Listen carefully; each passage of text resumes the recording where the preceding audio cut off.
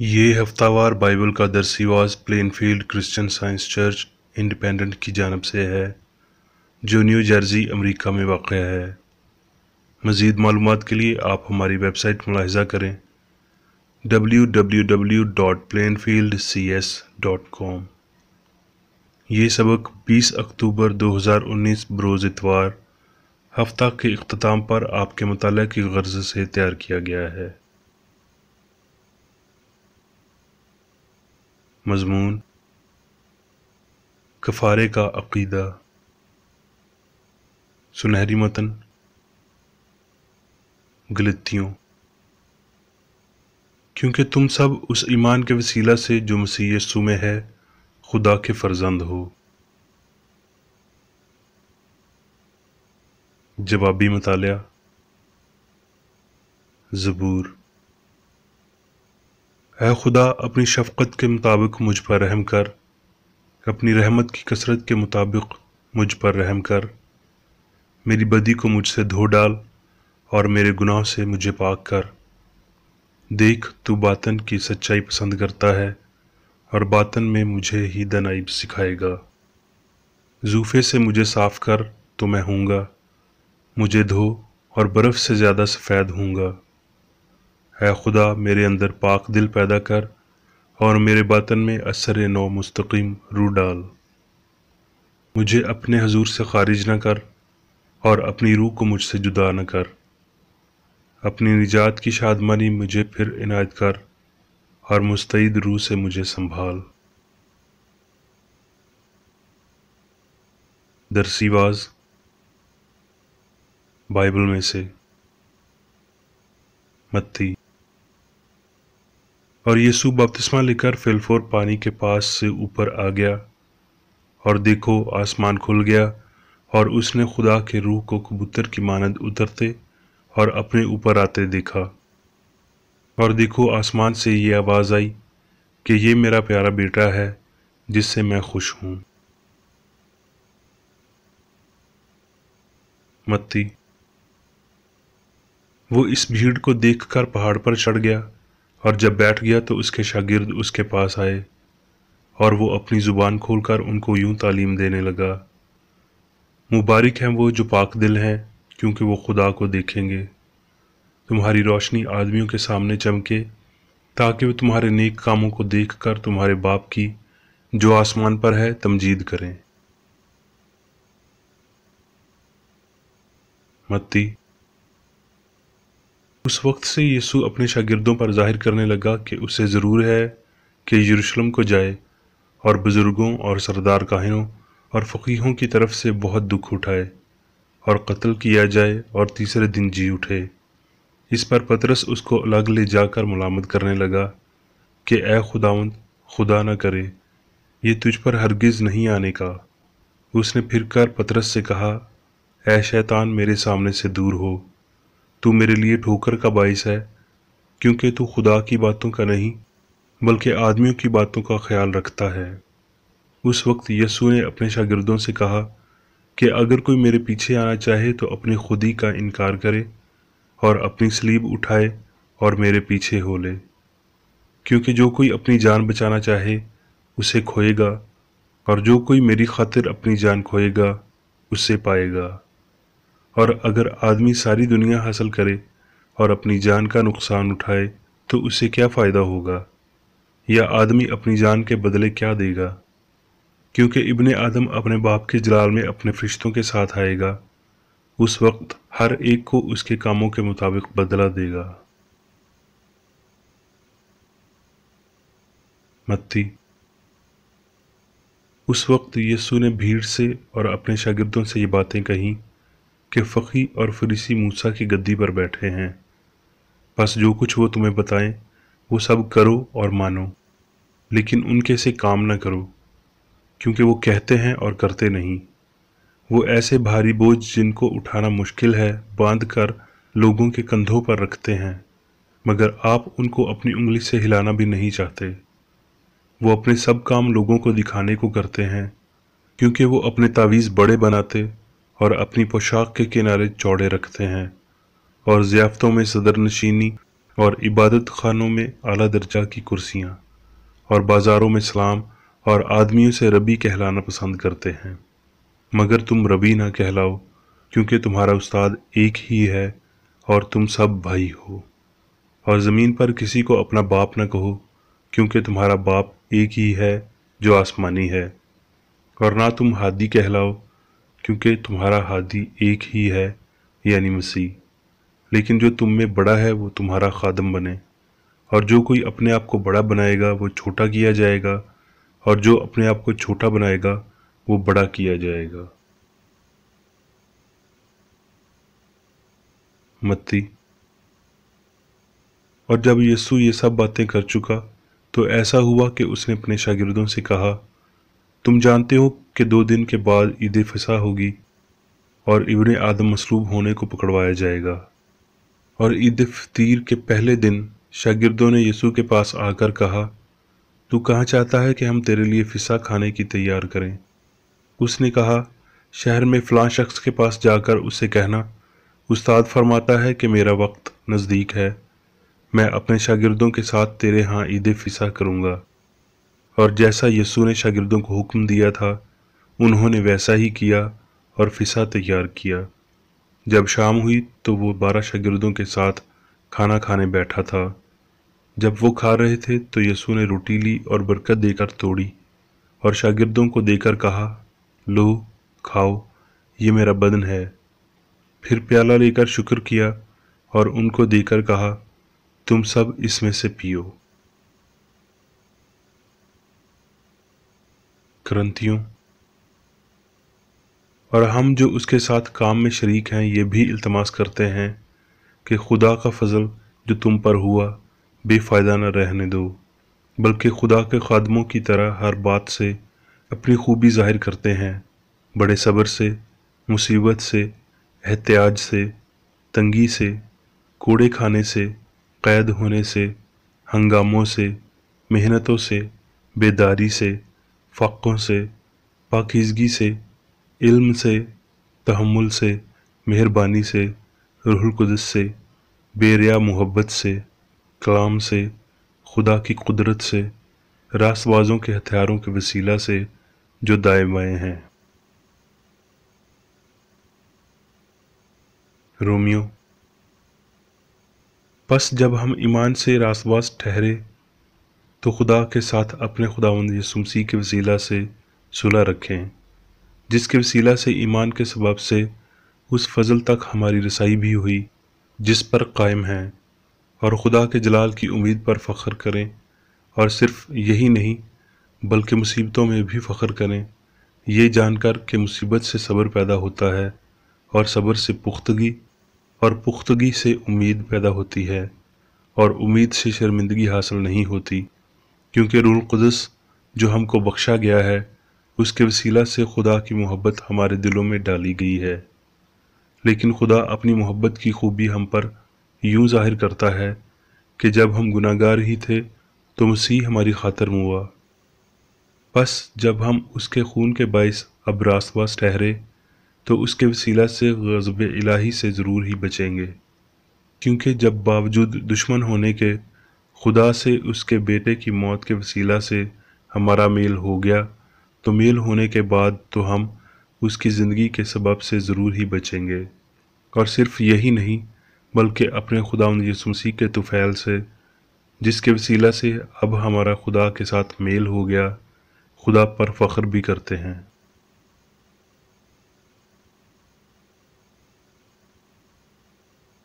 اب میں میری بیکر ایڈی کی تحریر کردہ کرسچن سائنس کی درسی کتاب سائنس اور صحت آیات کی کنجی کے ساتھ میں سے لی گئی تحریریں پڑھوں گا۔ سائنس اور صحت۔ یسوع ناصری نے انسان کی باپ کے ساتھ یگانگت کو بیان کیا اور اس کے لیے ہمارے اوپر اس کی لامتناہی عقیدت کا قرض ہے۔ اس کا مشن انفرادی اور اجتماعی دونوں تھا۔ اس نے زندگی کا مناسب کام سر انجام دیا، نہ صرف خود کے انصاف کے لیے بلکہ انسانوں پر رحم کے باعث، انہیں یہ دکھانے کے لیے کہ انہیں اپنا کام کیسے کرنا ہے، بلکہ نہ تو ان کے لیے خود کچھ کرنے یا نہ ہی انہیں کسی ایک ذمہ داری سے آزاد کرنے کے لیے یہ کیا۔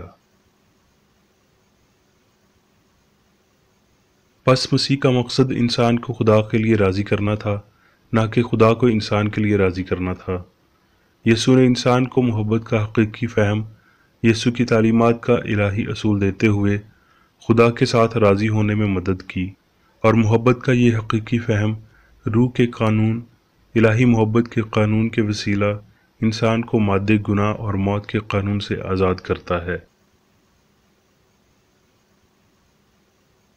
الہی سائنس میں انسان خدا کی حقیقی شبیہ ہے۔ الہی فطرت کو یسوع مسیح کو بہترین طریقے سے بیان کیا گیا ہے، جس نے انسانوں پر خدا کی مناسب تر عکاسی ظاہر کی اور کمزور سوچ کے نمونے کی سوچ سے بڑی معیاری زندگی فراہم کی، یعنی ایسی سوچ جو انسان کے گرنے، بیماری، گناہ کرنے اور مرنے کو ظاہر کرتی ہے۔ سائنسی ہستی اور الہی شفا کی مسیح جیسی سمجھ میں کامل اصول اور خیال، کامل خدا اور کامل انسان بطور سوچ اور اظہار کی بنیاد شامل ہوتے ہیں۔ یسوع نے اظہار کی بدولت زندگی کا طریقہ کار سکھایا تاکہ ہم یہ سمجھ سکیں کہ کیسے الہی اصول بیمار کو شفا دیتا، غلطی کو باہر نکالتا اور موت پر فتح مند ہوتا ہے۔ کسی دوسرے شخص کی نسبت جس کا اصل کم روحانی ہو، یسوع نے خدا کی مثال کو بہت بہتر انداز میں پیش کیا۔ خدا کے ساتھ اس کی فرمانبرداری سے اس نے دیگر سبھی لوگوں کی نسبت ہستی کے اصول کو زیادہ روحانی ظاہر کیا۔ اسی طرح اس کی اس نصیحت کی طاقت ہے کہ اگر تم مجھ سے محبت رکھتے ہو تو میرے حکموں پر عمل کرو گے۔ اگرچہ گناہ اور بیماری پر اپنا اختیار ظاہر کرتے ہوئے عظیم معلم نے کسی صورت دوسروں کو ان کے تقوی کے مطلوبہ ثبوت دینے میں مدد نہیں کی۔ اس نے ان کی ہدایت کے لیے کام کیا کہ وہ اس طاقت کا اظہار اسی طرح کریں جیسے اس نے کیا اور اس کے الہی اصول کو سمجھے۔ استاد پر مکمل ایمان اور وہ سارا جذباتی پیار جو ہم اس پر نچھاور کر سکتے ہیں، صرف یہی ہمیں اس کی تقلید کرنے والے نہیں بنائیں گے۔ ہمیں جا کر اسی کی مانند کام کرنا چاہیے، وگرنہ ہم ان بڑی برکات کو فروغ نہیں دے رہے جو ہمارے مالک نے ہمیں عطا کرنے کے لیے کام کیا اور تکلیف اٹھائی۔ مسیح کی الوہیت کا اظہار یسوع کی انسانیت میں کیا گیا تھا۔ کلیسیا کے اندر یا باہر جو کچھ اچھا ہے اس کا احترام کرتے ہوئے کسی شخص کی مسیح میں تقدیس پیشے کی نسبت اظہار پر زیادہ بنیاد رکھتی ہے۔ شعور میں ہم منتشر ہونے والے عقائد کو روک نہیں سکتے، اور لازوال مسیح کے الہی اصول کو مزید سمجھتے ہوئے ہمیں بیمار کو شفا دینے اور موت پر فتح مند ہونے کے قابل بنایا گیا ہے۔ مسیحی فرائض کی فہرست میں سب سے پہلا فرض اس نے اپنے پیروکاروں کو سکھایا وہ سچائی اور محبت کی شفائیہ قوت ہے۔ اس نے بے جان رسموں کو کوئی اہمیت نہیں دی۔ یہ زندہ مسیح عملی سچائی ہی ہے جو مسیح کو ان سب کے لیے قیامت اور زندگی بناتا ہے جو کاموں میں اس کی پیروی کرتے ہیں۔ اس کے بیش قیمت احکامات کی فرمان برداری کرتے ہوئے جتنا ہم یہ سمجھ سکیں اتنا اس کے اظہار کی پیروی کرتے ہوئے ہم اس کے پیالے میں سے پیتے ہیں، اس کی روٹی میں شریک ہوتے ہیں اور اس کی پاکیزگی میں بپتسمہ پاتے ہیں، اور بالآخر ہم جو موت پر فتح مند ہوتا ہے اس الہی اصول کے مکمل فہم میں اس کے ساتھ بیٹھیں گے، آرام کریں گے۔ کرسچن سائنسدان بڑی دانائی سے اپنی راہ ہموار کرتا ہے اور وہ الہی عقل کی ہدایات کی پیروی کرنے میں متواتر اور ایماندار ہوتا ہے۔ زندگی گزارنے اور اس کے ساتھ شفا دینے اور تعلیم دینے کے وسیلہ سے اسے یہ ثابت کرنا چاہیے کہ مسیح کی راہ ہی وہ واحد راہ ہے جس کی بدولت بشر یکسر گناہ اور بیماری سے نجات پاتے ہیں۔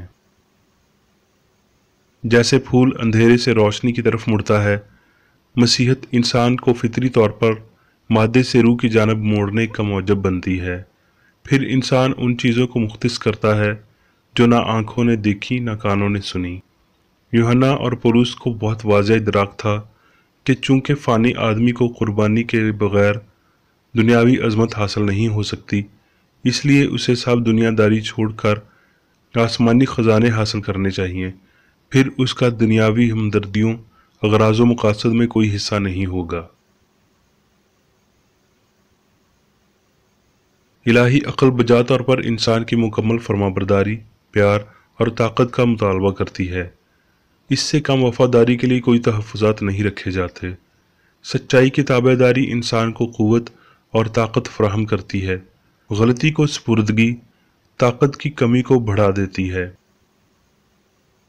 سچائی تمام تر بدیوں اور مادیت پسندی کے طریقوں کو اصل روحانی قانون کے ساتھ باہر نکال دیتی ہے، یعنی وہ قانون جو اندھے کو بینائی، بہرے کو سماعت، گونگے کو آواز اور مفلوج کو پاؤں دیتا ہے۔ اصول اور اس کے عمل کی کاملیت سائنس میں کبھی منفرد نہیں ہوتے۔ اگر آپ کسی صورت بھی کامیاب ہونے میں ناکام ہو جاتے ہیں تو یہ اس لیے کیونکہ آپ نے مسیح سچائی کی زندگی کو مزید خود کی زندگی میں ظاہر نہیں کیا ہے، کیونکہ آپ نے اصول کی تابع داری نہیں کی اور سائنس کے الہی اصول کو ثابت نہیں کیا۔ توبہ اور دکھوں کا ہر احساس، اصلاح کی ہر کوشش، ہر اچھی سوچ اور کام گناہ کے لیے یسوع کے کفارے کو سمجھنے میں مدد کرے گا اور اس کی افادیت میں مدد کرے گا۔ لیکن اگر گناہ گار دعا کرنا اور توبہ کرنا، گناہ کرنا اور معافی مانگنا جاری رکھتا ہے تو کفارے میں خدا کے ساتھ یکجہتی میں اس کا بہت کم حصہ ہوگا، کیونکہ اس میں عملی توبہ کی کمی ہے جو دل کی اصلاح کرتی اور انسان کو حکمت کی رضا پوری کرنے کے قابل بناتی ہے۔ وہ جو کم از کم کسی حد تک ہمارے مالک کی تعلیمات اور مشق کے الہی اصول کا اظہار نہیں کر سکتے، ان کی خدا میں کوئی شرکت نہیں ہے، اگرچہ خدا بھلا ہے۔ اگر ہم اس کے ساتھ نافرمانی میں زندگی گزاریں تو ہمیں کوئی ضمانت محسوس نہیں کرنی چاہیے۔ اگر آپ کی روزمرہ کی زندگی اور گفتگو میں سچائی غلطی پر فتح پا رہی ہے تو آپ بالآخر کہہ سکتے ہیں، میں اچھی کشتی لڑ چکا، میں نے ایمان کو محفوظ رکھا، کیونکہ آپ ایک بہتر انسان ہیں۔ یہ سچائی اور محبت کے ساتھ یکجہتی میں حصہ لینا ہی ہے۔ اگر شاگرد روحانی طور پر ترقی کر رہا ہے تو وہ داخل ہونے کی جدوجہد کر رہا ہے، وہ مادی حص سے دور ہونے کی مسلسل کوشش کر رہا ہے اور روح کی ناقابل تسخیر چیزوں کا متلاشی ہے۔ اگر ایماندار ہے تو وہ ایمانداری سے ہی آغاز کرے گا اور آئے دن درست سمت پائے گا، جب تک کہ وہ آخر کار شادمانی کے ساتھ اپنا سفر مکمل نہیں کر لیتا۔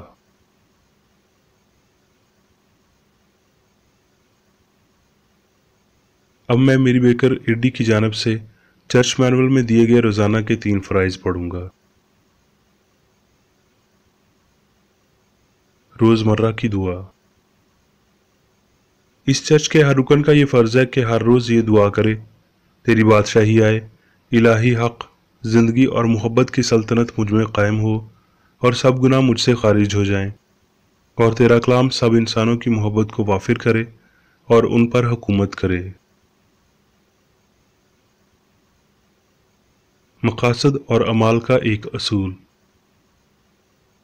نہ کوئی مخالفت، نہ ہی کوئی محض ذاتی وابستگی مادری چرچ کے کسی رکن کے مقاصد یا اعمال پر اثر انداز ہونے چاہیے۔ سائنس میں صرف الہی محبت حکومت کرتی ہے، اور ایک مسیحی سائنسدان گناہ کو رد کرنے سے حقیقی بھائی چارے، خیرات پسندی اور معافی سے محبت کی شیریں آسائشوں کی عکاسی کرتا ہے۔